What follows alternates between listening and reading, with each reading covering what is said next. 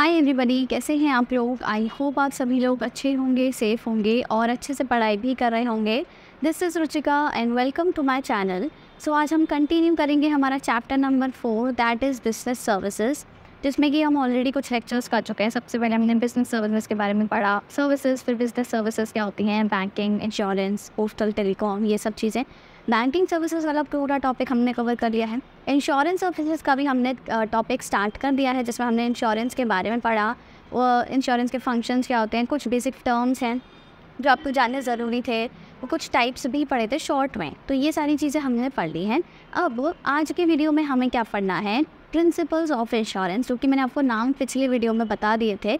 ये सारे देखो 7 प्रिंसिपल्स हैं, इनके अलावा और कहीं प्रिंसिपल कोई नहीं है। कहीं 8 या 9 या 6 या 5 भी दिखे तो वो गलत है।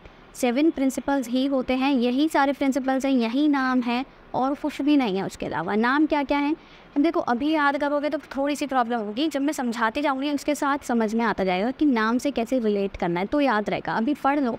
utmost good faith, insurable interest, indemnity, contribution, subrogation, proximate cause और mitigation, ये 7 प्रिंसिपल्स हैं, राइट। अब एक एक करके हम समझते हैं कि ये प्रिंसिपल्स क्या कहते हैं। सबसे पहला आता है हमारे पास principle of utmost good faith। Faith मतलब समझ आ रहा है, भरोसा। अब किस चीज़ के यहाँ पे किन दो पार्टीज़ के बीच भरोसे की बात हो रही है। सिंपल सी बात है, जो आपका इंश्योरर है, यानी कि जो इंश्योरेंस कंपनी जो इंश्योरेंस प्रोवाइड करती है उसे हम कहते हैं इंश्योरर, और जिसको प्रोवाइड किया जाता है इंश्योरेंस वो होता है इंश्योर्ड। तो इंश्योरर और इंश्योर्ड दोनों के बीच में ना फेथ होना चाहिए, और फेथ होने के साथ साथ वो उस तरीके का फेथ होना चाहिए कि आप उससे सारी बातें बताओ अपने इंश्योर्ड को, और इंश्योर्ड भी आपको सारी बातें बताए।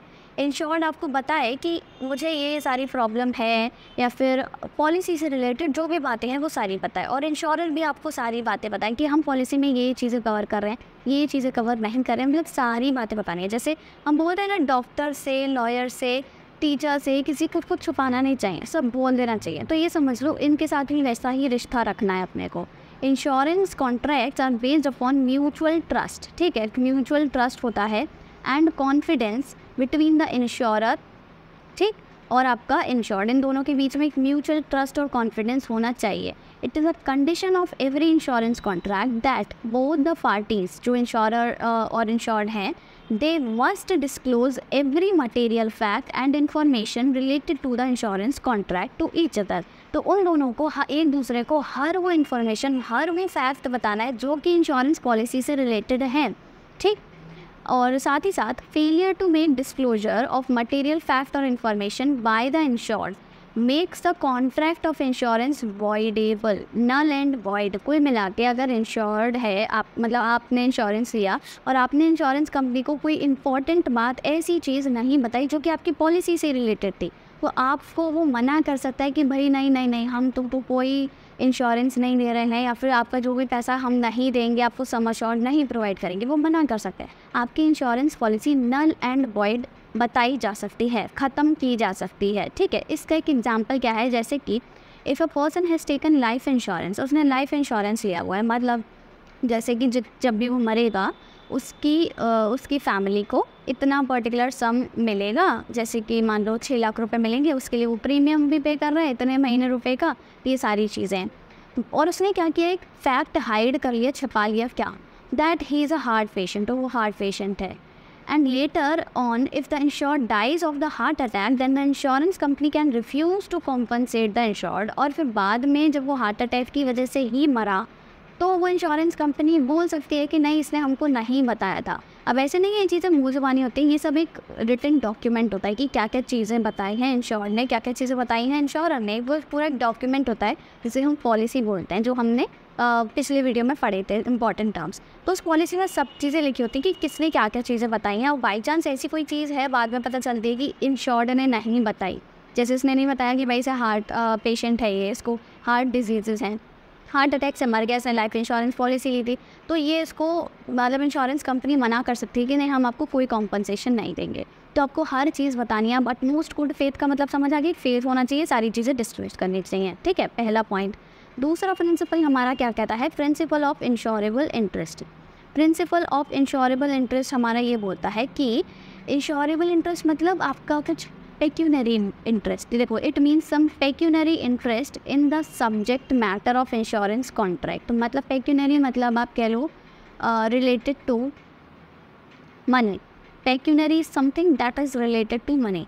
मतलब कुल मिला के आप जिस भी चीज़ का इंश्योरेंस करा रहे हो ना, उसमें आपका पेक्यूनरी इंटरेस्ट होना चाहिए, इंश्योरेबल इंटरेस्ट होना चाहिए। मतलब उस चीज़ के जाने से आपको कुछ फाइनेंशियल लॉस हो, उसी चीज़ का आप क्या करोगे, इंश्योरेंस ले सकते हो। ऐसी कोई चीज़ का इंश्योरेंस नहीं ले सकते। आपने किसी ऐसी चीज़ का इंश्योरेंस सुना है जिसके जाने से इसके साथ कोई हादसा होने से अगर फाइनेंशियल लॉस नहीं हो रहा है तो भी हम ले रहे हैं इंश्योरेंस? नहीं ना। अब जैसे मान लो कोई अपनी फैक्ट्री का इंश्योरेंस करा रहा है तो ऑब्वियसली उस फैक्ट्री में आग वाग लग गई या मान लो अर्थक्वेक आ गया, कुछ भस्म हो गई, तो उसको फाइनेंशियल लॉस होगा। अब किसी इंसान अपना अगर लाइफ इंश्योरेंस कराता है तो वो इसीलिए कराता है कि मेरे जाने के बाद मेरी फैमिली को फाइनेंशियली सफ़र ना करना पड़े, वो इसीलिए अपना लाइफ इंश्योरेंस कराता है। तो हर चीज़ अगर आप उसका इंश्योरेंस करा रहे हो तो अगर उसके जाने से फाइनेंशियल लॉस होता है तभी आप उसका इंश्योरेंस ले सकते हो। तो यानी कि पेक्यूनरी इंटरेस्ट होना चाहिए, ठीक है, उस चीज़ में। The insured must have insurable interest in the subject matter of insurance that is life और प्रॉपर्टी। कोई भी आपकी प्रॉपर्टी हो सकती है, बाइक, कार, फैक्ट्री, घर, आपकी ज़मीन, आप और आपकी लाइफ, ठीक है। The insured will have to incur loss due to this damage and the insured will be benefit if full securities be provided.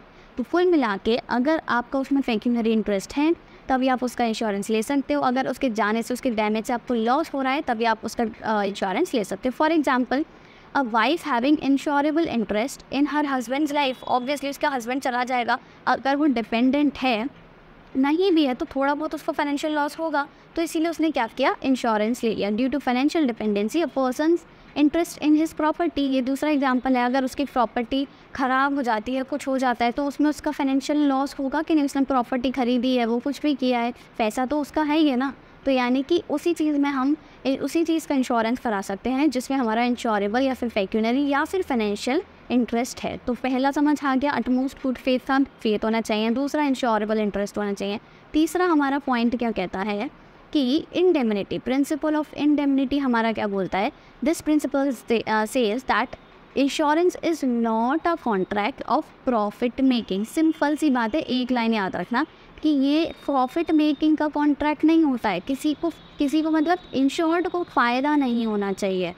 इसका मतलब क्या है, सिंपल सी बात है, इंडेमनिटी। इंडेमनिटी का मतलब क्या होता है, जैसे कि मान लो मेरी बाइक थी, ठीक है, यहाँ पर क्या है, मेरी बाइक है।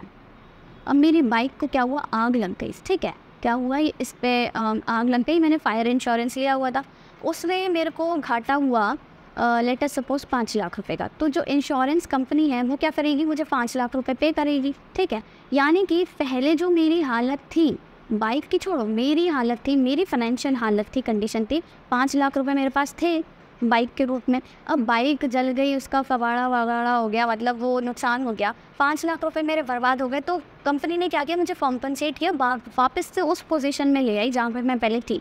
5 लाख रुपए मेरे पास थे, अब वो वापस से मुझे उस पोजीशन में ले आई जो बाइक की वजह से ख़त्म हो गए थे। तो यहाँ पे क्या होता है, the sole purpose of insurance is to bring back the insured in the same financial position as he was before loss. Loss से पहले वो जिस पोजीशन में था, फाइनेंशियल पोजीशन, उसमें वापस लेकर के आना, ये सोल पर्पस होता है इंश्योरेंस का, इंश्योरेंस कॉन्ट्रैक्ट का। और यही प्रिंसिपल कहता है principle of indemnity. For example a person insured his firm, उसकी कोई कंपनी है, फर्म है, जिसको उसने 5 लाख में इंश्योर किया अगेंस्ट फायर, मतलब फायर इंश्योरेंस लिया 5 लाख रुपए का। अब due to fire he suffered a loss of ₹3 lakh. देखो उसने जो इंश्योरेंस लिया वो लिया था कितने का, 5 लाख रुपए का, और जिसको लॉस हुआ वो हुआ 3 लाख रुपए का। अब ऐसा नहीं है कि इंश्योरेंस कंपनी देगी 5 लाख रुपए का इंश्योरेंस है तो हम 5 लाख रुपए दे दें, नहीं, वो 3 लाख ही देगी। क्यों, क्योंकि नुकसान जितने का हुआ है, जितने का नुकसान होता है उतना पैसा मिलेगा। तो नुकसान कितने का हुआ, 3 लाख रुपए का। तो क्या होगा यहाँ पे, the insurance company will compensate him for ₹3 lakh only and not the policy amount that is 5 lakhs। क्यों, क्योंकि because the purpose of insurance is to compensate for loss. Insurance का पर्पस होता है लॉस को कॉम्पनसेट करना, प्रॉफिट बनाने नहीं देना है। पहली लाइन ही पढ़ाई थी ना मैंने कि it is not a contract of profit making. Profit making का कॉन्ट्रैक्ट नहीं, इससे तो फ़ायदा हो जाएगा। नुकसान हुआ उसको 3 लाख का, मिल गया उसको 5 लाख रुपए, 2 लाख का फ़ायदा हो गया। नहीं, जितने का नुकसान हुआ है उतना ही मिलेगा। और क्यों मिलेगा? क्योंकि ये प्रिंसिपल ये बोलता है कि इंश्योर्ड जो है उसको उसी पोजीशन में, फाइनेंशियल पोजीशन में वापस लाना है जैसे कि वो लॉस से पहले था। तो लॉस हुआ 3 लाख रुपए का, तो उसको 3 लाख मिल गए, उसकी पोजीशन सेम हो गई वापस। तो इंडेमनिटी भी समझ आ गया। दूसरा हमारा क्या था? आपका इंश्योरेबल इंटरेस्ट, और पहला आपका क्या था? Utmost good faith, right. अब इसके बाद नेक्स्ट आता है प्रिंसिपल ऑफ कॉन्ट्रीब्यूशन। कॉन्ट्रीब्यूशन मतलब ऑब्वियसली जगह जगह से कलेक्ट करना, ये तो समझ आ रहा है नाम से। तो ये हमारा क्या बोलता है principal? If a person has taken more than one insurance policy for the same risk, then all the insurance will contribute the amount of loss in proportion to the amount assured by each of them and compensate for the actual amount of loss। कुल मिलाकर के simple सी बात है, ये एक बंदा है, ठीक है, इसने क्या कर रखा है? अपनी लाइफ का इंश्योरेंस ले रखा है, एक कंपनी ए से, एक कंपनी बी से। एक से ज़्यादा से भी इंश्योरेंस करा सकते हैं, कोई दिक्कत नहीं है। आप अपनी लाइफ का 3-4 जगह से इंश्योरेंस करा लो। अब इससे कुछ अमाउंट का इंश्योरेंस कराया इसने, मान लेते हैं यहाँ पे लिखा हुआ है 1 लाख रुपए, ठीक है। इससे करवाया इसने 50,000 रुपये का। अब ऐसा नहीं है कि ये मर जाता है तो इसको दोनों मिलेंगे, 1 लाख भी मिलेगा, 50,000 भी मिलेगा। ऐसे तो भाई सब 10-10 पॉलिसी ले लें, 6-6 लाख रुपये की, 10-10 लाख रुपये की, करोड़पति हो जाएंगे। कोई अगर लॉस हो जाता है उनको, तो ऐसे नहीं। जितना उन्होंने मतलब जितने का इंश्योरेंस लिया हुआ है हर कंपनी से, उसी प्रोपोर्शन में कुछ अमाउंट मिलेगा। वो कैसे मिलेगा? उसके लिए ना एक फॉर्मूला होता है, formula to determine the compensation amount. क्या है formula? Sum assured with a particular insurer into actual loss upon total sum assured. तो यहाँ पे अगर हम इस एग्जाम्पल की बात करें तो देखो, एक यहाँ पे 2 हैं, compensation from A, compensation from B. तो उसको ए से कितना कॉम्पनसेशन मिलेगा, बी से कितना कॉम्पनसेशन मिलेगा, ये मैं बताती हूँ। सबसे पहले हमें क्या करना है? सम अश्योर्ड लिखना है। सम अश्योर्ड ए से कितना उसने सम अश्योर्ड लिया है? 1 लाख रुपए, मैंने बताया ना। तो यहाँ पे हम लिख देंगे पहले 1 लाख रुपीज़, ठीक है, ये हो गया। इनटू एक्चुअल लॉस, अब उसको लॉस कितने का हुआ है? यहाँ पे मैंने ये भी लिखा हुआ है, अ लॉस ऑफ रुपीज़ 75,000। 75,000 का लॉस हो गया उसको, यानी कि ये लिख दिया, राइट। फिर उसके बाद डिवाइडेड बाय कितना? Total sum assured. Total sum assured कितना है? यानी कि सबसे कितने का इंश्योरेंस ले रखा है उसने, यानी कि इससे 1 लाख का, इससे 50,000 का। 1 लाख और 50,000 कितना हो जाता है? 1.5 लाख। तो यानी कि यहाँ पे आ जाएगा 1.5 लाख रुपीज़। ये कितना हो गया? 15,000, ये 1.5 लाख। अब हम इसको सिंप्लीफाई करेंगे तो ये आ जाएगा 0 से ये 4 0 कैंसिल, 15 5 जो 75, ठीक है। तो कितना हो गया यहाँ पे? 50,000। तो यानी कि जो कंपनी ए है वो उसको देगी 50,000 रुपये, 1 लाख पूरे नहीं देगी। इसी तरह अब अगर हम कॉम्पनसेशन फ्रॉम बी निकालें तो सम अश्योर्ड विद पर्टिकुलर इंश्योरर, यानी कि बी से उसने कितना लिया था? 50,000 का। देखो यहाँ पे मैंने लिखा था ना, बी से उसने लिया है 50,000 का इंश्योरेंस, 50,000 का इंश्योरेंस, ये हो गया। और साथ में क्या लिखना है हमको? Actual loss. लॉस कितने का हुआ है? लॉस तो 75,000 का हुआ है, ये तो सेम ही रहेगा। 75,000 का उसको लॉस हो गया। टोटल जो उसका सम अश्योर्ड है वो भी सेम रहेगा, दोनों से उसने टोटल मिला के कितने का लिया? 1.5 लाख रुपए का। तो ये हो गया आपका कितना? यहाँ पे 3 टाइम्स कैंसिल हो जाएगा, और ये 3 से कितने बार हो जाएगा? 25,000। तो यानी कि बी उसको देगा 25,000 और ए उसको देगा 5,000। ऐसा नहीं है कि वो 1.5 लाख पूरा ले ले, ए से भी और बी से भी, नहीं, उसी प्रोपोर्शन में। और प्रोपोर्शन के लिए हमारे पास क्या है? एक सीधा सा सिंपल सा आपका वो है फॉर्मूला, जो कि है सम अश्योर्ड विद अ पर्टिकुलर, कुल मिला के सम assured with a particular insurer into actual loss upon total sum assured, ठीक है। ये फॉर्मूला याद रखना है। तो 4 प्रिंसिपल्स हो गए हैं। सबसे पहले हमने पढ़ा अटमोस्ट गुड फेथ, दूसरा इंश्योरेबल इंटरेस्ट, तीसरा हमारे पास क्या था? इंडेमनिटी, ठीक है, यानी कि प्रॉफिट मेकिंग नहीं होता वो वाला, कॉन्ट्रीब्यूशन, और ये चौथा वाला है क्या हमारे पास? कॉन्ट्रीब्यूशन। 5th आपका आता है प्रिंसिपल ऑफ सब्रोगेशन। सब्रोगेशन हमको क्या बोलता है? It means when any insurance company compensates the insured for loss of any of his property, then all the rights related to that property automatically gets transferred to insurance company। कुल मिला के अगर क्या हो रहा है, किसी भी चीज़ के लिए जो कंपनी है ना हमको इंश्योरेंस प्रोवाइड कर रही है, और उस प्रॉपर्टी को कुछ होता है, मतलब कुछ भी हो जाता है, डैमेज हो जाती है, तो उसके सारे राइट्स इंश्योरेंस कंपनी के पास चले जाते हैं। अब वो चीज़, जैसे मान लो आपने बाइक खरीदी, अब आपकी बाइक जल गई, आपको सारा पैसा मिल गया, ठीक है। जैसे अभी पिछले वाला एग्जाम्पल लेता था ना, पिछले से पिछले वाला, उसकी फैक्ट्री जल गई थी, 5 लाख रुपए का इंश्योरेंस लिया था उसने, 3 लाख रुपए का नुकसान हुआ, 3 लाख रुपए इंश्योरेंस कंपनी ने दिए। अब वो 3 लाख रुपए जो भी इसका सामान जला, 3 लाख रुपए का वो जो सामान है ना, जला हुआ भी कैसा भी, वो चला जाएगा किसके पास? इंश्योरेंस कंपनी के पास। और ये क्यों है? क्यों इसीलिए है because this is a corollary to the principle of indemnity. Indemnity वाले तो एग्जाम्पल बता रही हूँ मैं, प्रॉफिट मेकिंग। क्यों? क्योंकि because once the compensation is given later on, if insured realises some money by the sale of the damaged property that will bring profit for him, and insurance is not a contract of profit making.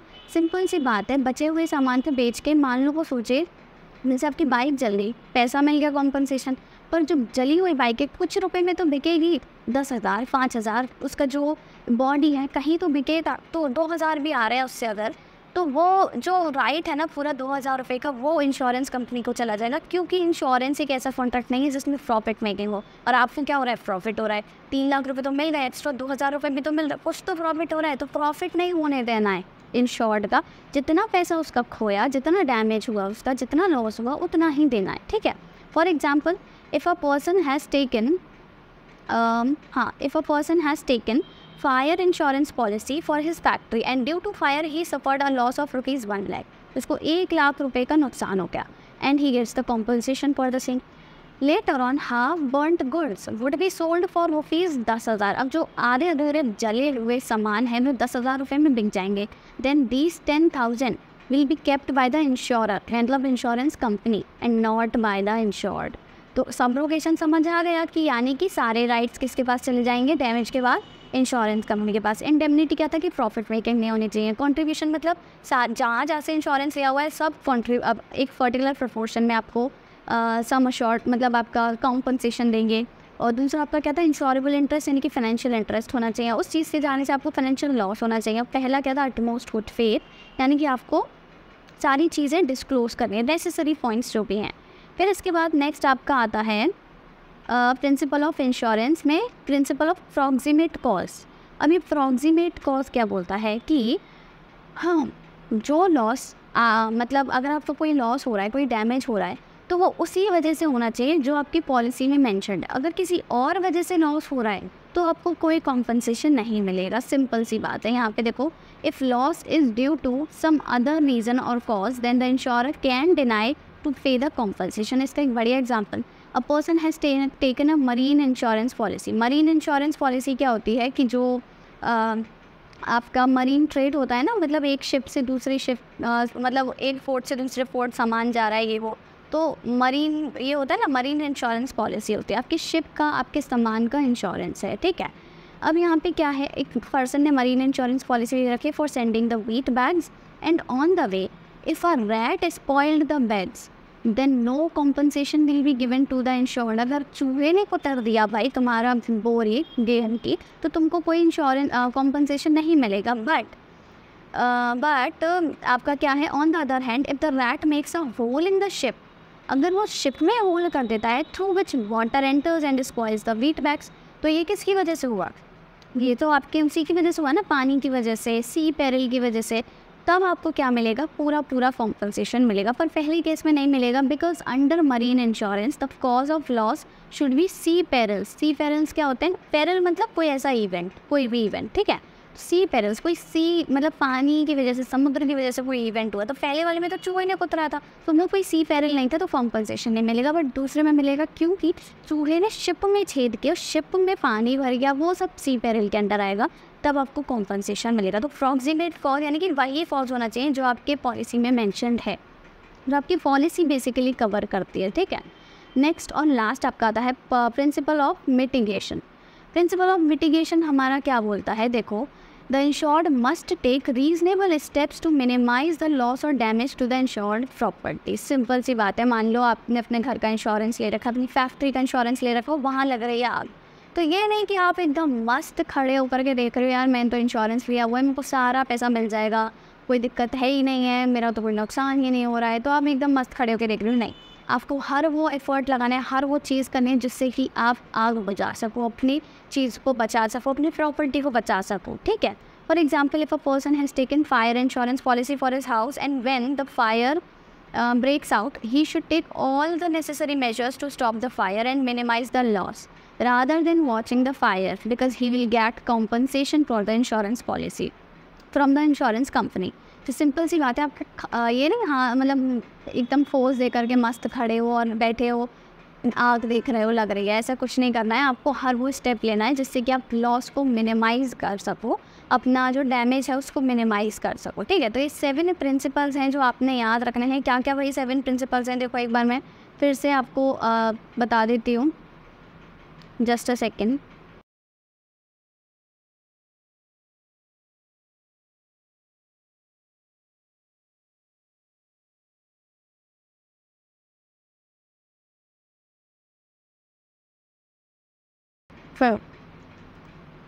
सबसे पहला आपका point आता है, देखो सबसे पहले हमने क्या पढ़ा था, सबसे पहला था, अच्छा शॉर्ट में लिख रही हूँ मैं, अटमोस्ट गुड फेथ, ठीक है, कि फेथ होना चाहिए। दूसरा आपका क्या था, इंश्योरेबल इंटरेस्ट होना चाहिए, इंश्योरेबल इंटरेस्ट यानी कि आपका फाइनेंशियल लॉस होना चाहिए उसके जाने से, उस चीज़ के जाने से।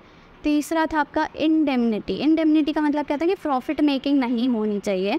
चौथा आपका था कंट्रीब्यूशन, यानी कि उसी प्रपोर्शन में आपको सारा आपका कॉम्पनसेशन मिलेगा अगर आपने अलग अलग उनसे लिया हुआ है, अलग अलग इंश्योरेंस कंपनी से अपने सामान वो लिया हुआ है, इंश्योरेंस कराया हुआ है। पांचवा आपका क्या था कि इंडेमनिटी हो गया आपका मिटिगेशन, ठीक है, जस्ट अभी जो हमने पढ़ा कि आपको हर वो पॉसिबल एफर्ट करना है जिससे कि आप अपना लॉस मिनिमाइज़ कर सको। फिर आपका आता है प्रॉक्सिमेट कॉज, यानी कि आपको उसी कॉज की वजह से अगर आपका डैमेज हुआ है तो आपको तभी पैसे मिलेंगे, वरना आपको पैसे मतलब आपको कॉम्पनसेशन नहीं मिलेगा। फिर इसके बाद आपका नेक्स्ट आता है 7th और लास्ट, सबरोगेशन। सबरोगेशन का कुल मिला के ये था कि वो सारे राइट्स इंश्योरेंस कंपनी के पास चले जाएंगे, आपके पास नहीं रहेगा। नहीं तो आप क्या करोगे भाई, एक्स्ट्रा सामान जो भी बचा है, बची हुई चीज़ को बेच करके प्रॉफिट अर्न कर सकते हैं, जो कि खिलाफ है इंश्योरेंस के प्रिंसिपल्स के, ठीक है। तो ये हो गए आपके इंश्योरेंस के प्रिंसिपल्स। इसके बाद एक छोटा सा टॉपिक है जो कि है इंश्योरेंस एंड अश्योरेंस, बहुत इंपॉर्टेंट है और बहुत पूछा जाता है। 2 वर्ड्स होते हैं, देखो इंश्योरेंस है, एक अश्योरेंस है, और दोनों अलग है। कैसे कैसे अलग है, देखो अश्योरेंस जो है, in case of assurance the sum assured is bound to be paid sooner और लेटर, यानी कि कभी ना कभी पे किया जाएगा ही।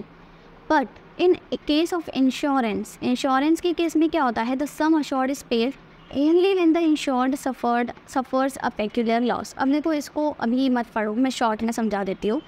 जो लाइफ इंश्योरेंस हमारा होता है ना, उसके लिए हम टर्म यूज़ करते हैं अश्योरेंस, और उसके अलावा जितनी भी चीज़ें होती हैं मतलब अदर्स, उनके लिए हम यूज़ करते हैं इंश्योरेंस, ठीक है। क्यों, क्योंकि लाइफ इंश्योरेंस जो होता है हमारा, हमको पता है हमको कभी ना कभी मरना ही है, ठीक है। आपको नहीं पता कि आपका कभी एक्सीडेंट हुआ कि नहीं, आपकी बाइक जलेगी कि नहीं, आपका घर जलेगा कि नहीं, पर लाइफ का पता है कभी ना कभी ख़त्म ही होनी है, मरना ही है हमको। तो उसमें हमको क्या होता है कि हमको कभी ना कभी सम अश्योर्ड मिलता ही है। जो फर्स्ट लाइन लिखी है, the sum assured is bound to be paid sooner और लेटर, मतलब कभी ना कभी, पहले या बाद में मिलेगा ही। But in case of insurance the sum assured is paid only when the insured suffers a peculiar loss, मतलब अगर उसका फाइनेंशियल लॉस हुआ, अगर बाइक का एक्सीडेंट हो गया, जल गई, कार ख़राब हो गई, फट गई, कुछ भी हो गया, अगर फाइनेंशियल लॉस हुआ है तभी मिलेगा। ठाले बैठे फालतू में तो नहीं मिलेगा, अगर कार सही सलामत है तो नहीं मिलेगा। पर लाइफ का क्या है, मिलेगा ही मिलेगा, अश्योरेंस होता है लाइफ का। सेकेंड पॉइंट आता है, the term assurance is used when the risk is certain. जब रिस्क सर्टेन है, आपको पता है ये रिस्क आएगा ही, कभी ना कभी हमको मरना ही है, तो इसीलिए लाइफ के लिए अश्योरेंस यूज़ करते हैं। बट इंश्योरेंस कब यूज़ होता है, when the risk is uncertain, हमें नहीं पता हमारी बाइक कब उसका एक्सीडेंट होगा भी कि नहीं, मतलब हमें कुछ नहीं पता ना, अनसर्टेन है। अश्योरेंस कब यूज़ होता है, the payment of compensation is guaranteed, उसका कॉम्पनसेशन गारंटीड है, कभी ना कभी मरोगे आपको कॉम्पनसेशन मिलेगा। बट इंश्योरेंस में क्या है, the compensation is guaranteed to be paid only on the happening of an event, जब वो चीज़ होगी, बाइक का मतलब बाइक का इम्पेक्ट होगी, ख़राब हुई तो ये आपको मिलेगा, नहीं तो नहीं मिलेगा। तो कुल मिला के अश्योरेंस क्या है, आपको कुछ कीवर्ड्स याद रखना है। देखो मैं यहाँ पे कीवर्ड्स ही लिख देती हूँ, ये सब हटा करके, ठीक है। कुछ कीवर्ड्स याद रखो, सिंपल सी बात है। अश्योरेंस कब यूज़ होता है? एक तो अश्योरेंस कब यूज़ होता है? एक तो जब हम लाइफ इंश्योरेंस की बात करते हैं, ठीक है। और हमारा जो रिस्क है वो कैसा होता है? सर्टेन होता है, रिस्क इज सर्टेन, दूसरा पॉइंट हो गया। और आपका क्या है? कॉम्पनसेशन गारंटीड है, ठीक है, कॉम्पनसेशन गारंटीड है, राइट। इसी तरह अदर्स के लिए, सॉरी, इंश्योरेंस कब यूज़ होता है? लाइफ के अलावा बाकी सब चीज़ों के लिए, ठीक है, यानी कि अदर्स के लिए, राइट। और आप मतलब जिसमें भी आपका फाइनेंशियल लॉस हो रहा है, राइट। और आपका रिस्क क्या है यहाँ पे? रिस्क आपका अनसर्टेन है, आपको नहीं पता वो चीज़ होगी कि नहीं, अगर वो चीज़ होती है तभी पैसा मिलेगा, वो रिस्क है तो। और आपका कॉम्पनसेशन गारंटीड नहीं है, कॉम्पनसेशन गारंटीड नहीं है, वो इवेंट होगा तभी आपको पैसा मिलेगा, और यहाँ पे आपको मिलेगा ही मिलेगा। तो इसीलिए लाइफ के लिए, सिर्फ लाइफ के लिए यूज़ होता है, क्योंकि लाइफ ही एक ऐसा इंश्योरेंस है, मतलब लाइफ ही है जैसे हमें पता है कि हमें कभी ना कभी मरना है, ये चीज़ हमारे साथ होनी ही होनी है, समझ आ रहा है। फॉर एक्सीडेंट किस में आएगा? एक्सीडेंट आ जाएगा इंश्योरेंस में। एक्सीडेंट का नहीं पता कब हो कब ना हो, पर मरने का पता है, मरना तो है ही है। अच्छा, एक और चीज़ इंपॉर्टेंट पॉइंट जो मैं बताना भूल गई थी कि ये वाला जो प्रिंसिपल है आपका, प्रिंसिपल ऑफ इंडेमनिटी, ठीक है, जिसमें हमें क्या था कि this is not a contract of profit making, right. जिसमें हमने पढ़ा था कि इंश्योर्ड को वापस उसी पोजीशन में लाना हमारा उद्देश्य होता है। तो ये वाला जो है ना, ये प्रिंसिपल लाइफ इंश्योरेंस के केस में एप्लीकेबल नहीं होता। किसके केस में? लाइफ इंश्योरेंस के केस में एप्लीकेबल नहीं होता। क्यों? क्योंकि कोई इंसान मर गया तो उसको आप वापस ला सकते हो क्या? वापस उसी पोजीशन में नहीं ना। तो ये एक ऐसा प्रिंसिपल है जो कि लाइफ इंश्योरेंस के केस में आपका एप्लीकेबल नहीं होता, सिंपल सी बात है। और इसी के साथ आपके सारे प्रिंसिपल्स ख़त्म होते हैं। और इंश्योरेंस और अश्योरेंस, इनके बीच की डिफरेंसेस ही हैं, देखो सारी मैंने डिफरेंस के फॉर्म में लिखा है, तो ये भी याद रखना बहुत इंपॉर्टेंट है। और इसी के साथ आपका ये लेक्चर खत्म होता है। नेक्स्ट वीडियो में हम टाइप्स ऑफ इंश्योरेंस और आगे की चीज़ें कंटिन्यू करेंगे, so stay tuned for that. और येस, अगर अभी तक आपने चैनल सब्सक्राइब नहीं किया है तो do subscribe it right now. And thanks for watching, have a nice day.